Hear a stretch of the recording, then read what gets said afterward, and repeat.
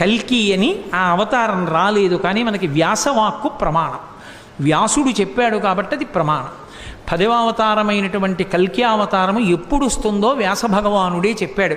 అసలు ఎక్కడ స్వాహాకారము వషట్కారము ఇవి రెండు వినపడవు. అంటే ఇక యజ్ఞము యాగము అనేటటువంటి క్రతువులు ఉండవు. గోవులు విశేషంగా వధింపబడి గోమాంసం తినడం లోకంలో ప్రారంభమైపోతుంది. వివాహ వ్యవస్థ నిలబడదు. తల్లిదండ్రుల్ని చూసే బిడ్డలు ఉండరు. భర్తని గౌరవించే భార్య, భార్యని చూసే భర్త లోకంలో ఉండరు. పురుషుల యొక్క ఆయుర్దాయం 18 సంవత్సరములకే పూర్తయిపోతుంది.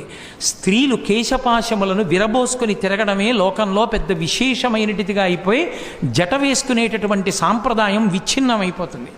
అయిపోయిన తరువాత లోకంలో పురుషులు 18 సంవత్సరాలకే మరణించడం ప్రారంభమైపోయి ఆయుర్దాయాలు క్షీణించిపోయిన తరువాత ఆ సమయంలో శంబళ అనేటటువంటి గ్రామంలో విష్ణుయశుడు అనబడేటటువంటి బ్రాహ్మణుని కడుపున కల్కి అన్న పేరుతో శ్రీ మహావిష్ణువు 10వ అవతారంగా వస్తారు. అది ఎప్పుడు అంటే కలియుగం చిట్ట చివరిలో కృతయుగానికి ప్రారంభానికి మధ్యలో ఆయన అవతరించారని గుర్తు ఏమిటంటే పాపులందరికీ భంగధర వ్యాధి వస్తుంది. అంటే ఆసనమునందు పుళ్ళు పుట్టి నెత్తురు కారిపోతుంది. కారిపోయి వాళ్ళంతట వాళ్ళే పురుగులు రాలిపోయినట్టు రాలిపోతారు.